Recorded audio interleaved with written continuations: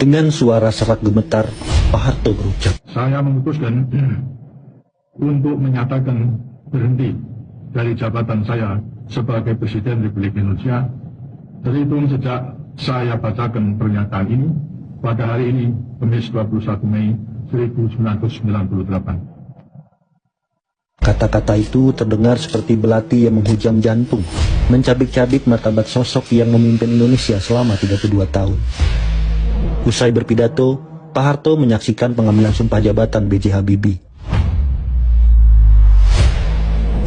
Serah terima jabatan dilakukan dengan tegang, suram.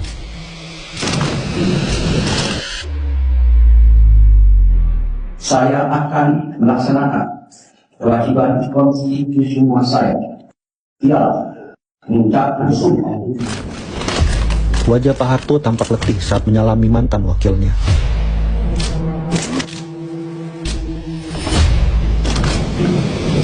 Ketika semua usai, Pak Harto menuju ruang Jepara. Langkah-langkahnya berat. Pak Harto bahkan mengambil jalan memutar agar tidak memotong langkah B.J. Habibie yang hendak bersalaman dengan para tamu undangan.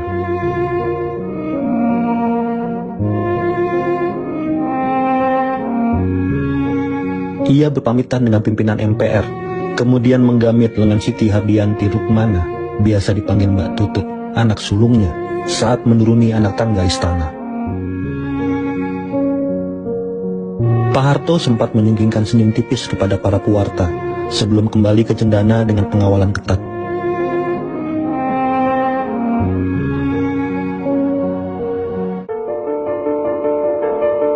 Namun kehidupan Pak Harto tak jadi lebih baik setelah lengser. Dia mengurung diri di cendana, sangat membatasi kedatangan petinggi militer dan kerabat. Keluarga besar cendana juga menutup diri.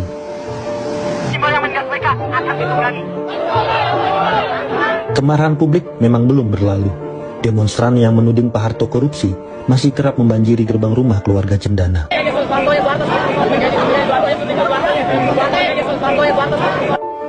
Karena itu pula, sekitar 2 bulan pasca lengser, Pak Harto mengumpulkan keluarga besarnya di Puri Retno Anyer, Banten.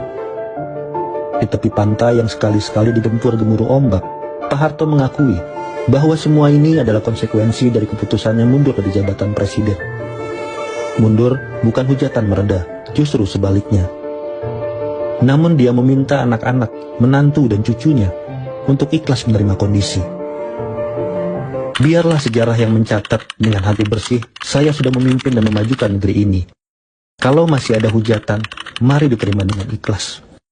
Mudah-mudahan ini mengurangi beban saya di akhirat. Untuk mempertahankan kedudukan Bapak harus mengorbankan jiwa mereka yang masih muda-muda dan masyarakat yang lainnya. Bapak tidak akan lakukan itu.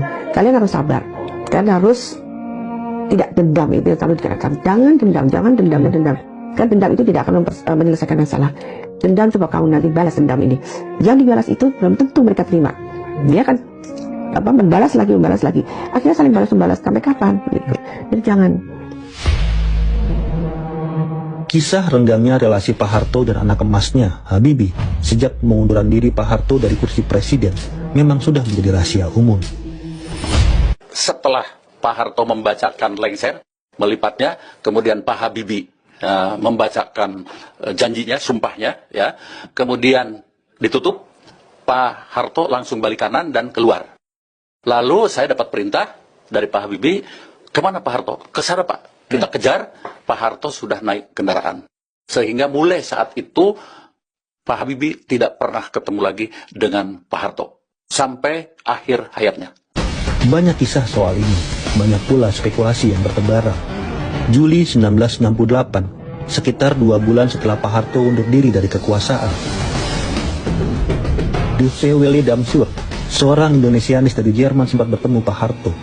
Mereka bicara sekitar 1 jam, dan dalam kesempatan itu, Diuts bertanya kesan Pak Harto tentang Habibie. Diuts menyebut wajah Pak Harto langsung berubah serius, dan Pak Harto hanya menjawab dengan 1 kalimat, Habibie membiarkan saya dihujat. Namun, Habibie pernah bicara perihal persoalan ini di hadapan publik. Saya pernah bisa berbicara dengan Pak Harto. Saya melalui telepon, saya sampaikan, Pak Harto, saya butuh masukan. Pak Harto lengser, Saya mau tahu data-data yang detail. Dan kita sehingga bisa belajar dari kesalahan. Terus dia bilang, tidak mungkin kamu ketemu dengan saya. Kenapa? Merugikan kita. Merugikan, bukan kita itu, bukan Pak Harto dan Habibie. Kita bangsa Indonesia. Karena saya kenal Pak Harto. Ruginya, karena dia adu domba. Dia kan orang yang sangat bijaksana dan tahu lapangan. Lebih tahu dari Habibie. Saya tuh jadi emosional. Saya mengatakan Pak Harto, yang benar aja dong. Saya juga manusia punya perasaan. Kenapa saya tidak bisa ketemu dengan Pak Harto? Itu dia bilang, Habibie, saya tahu kamu anak yang soleh. Tapi kamu harus tahu satu. Tiap kali saya sholat, Habibie, saya doa untuk kamu. Supaya kamu selamat dan sukses. Laksanakan tugasmu. Terus dia, terima kasih Pak. Saya letakkan itu, saya nangis.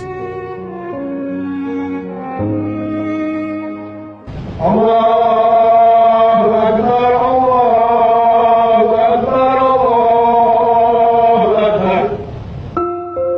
Selepas mundur dari puncak kekuasaan, Pak Harto makin religius. Tutut pernah berkisah bahwa ayahandanya rutin bersolat tahajud.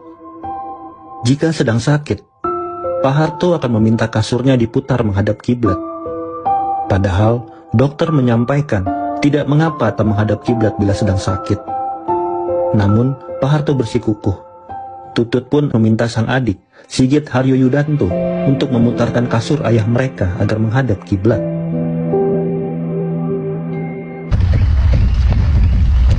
Sisi religius Pak Harto juga terpotret oleh kisah Quraisy Shihab, Menteri Agama pada kabinet terakhir Pak Harto. Quraisy mengakui perubahan dramatis dalam kehidupan Pak Harto setelah mundur dari kekuasaan. Selain rutin salat tahajud, Pak Harto juga kerap mengajak Quraisy berdiskusi soal ritual, kadar kekhusyuan sholat, hingga derajat ketakwaan. Dalam diskusi-diskusi mereka, Pak Harto menyimak setiap kata dengan penuh perhatian, sebagaimana seorang murid yang haus akan ilmu dari gurunya. Quraisy juga menjadi saksi bahwa Pak Harto menghadapi kematian dengan penuh ikhlas. Pak Harto pernah berpesan kepadanya jauh sebelum dirinya wafat. Bila wafat sebelum zuhur, Pak Harto minta jenazahnya diterbangkan ke Astana Giribangun hari itu juga. Namun, jika berpulang setelah zuhur, Pak Harto minta jasadnya diinapkan dulu di Cendana. Menurut Quraisy Shihab, penghayatan yang mendalam terhadap agama menjadi sumber kekuatan bagi Pak Harto dalam menghadapi cemooh dan hujatan. Bahkan ketika penyakit mulai menggebuk tubuhnya, Pak Harto tetap tegar, menunjukkan bahwa keimanan dan ketakwaan adalah bekal terbesar dalam mengarungi badai kehidupan. Mungkin juga masuk kategori daripada fitnah. Setahun tak lagi menjabat, Pak Harto yang ketika itu berusia 78 tahun terkena stroke ringan. Meski sempat dirawat di rumah sakit, kian hari kesehatannya kian menurun. Pak Harto sehat, Pak. Pak Harto sehat, Pak.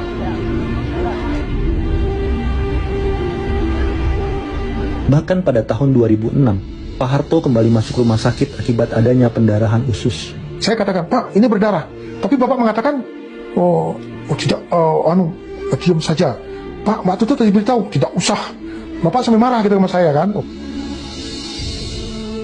Setelah berjuang melawan penyakitnya selama 9 tahun, akhirnya Pak Harto kembali kepada Sang Maha Pencipta. Pada 27 Januari 2008, pukul 13.10 WIB, Pak Harto wafat di Rumah Sakit Pusat Pertamina, Jakarta Selatan. Sesuai pesannya, jenazah Pak Harto disemayamkan dahulu di rumah duka Cendana. Esok harinya, jenazah Pak Harto diterbangkan dari Bandara Halim Perdana Kusuma ke Solo pukul 10 pagi untuk kemudian dimakamkan di Astana Giribangun, Karanganyar.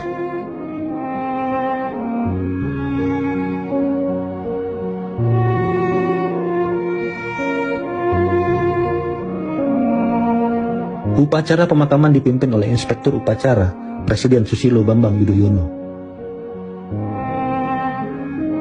27 Januari 2008, bangsa Indonesia berduka. Meski pemerintahan Pak Harto bukanlah tanpa celah, kontribusi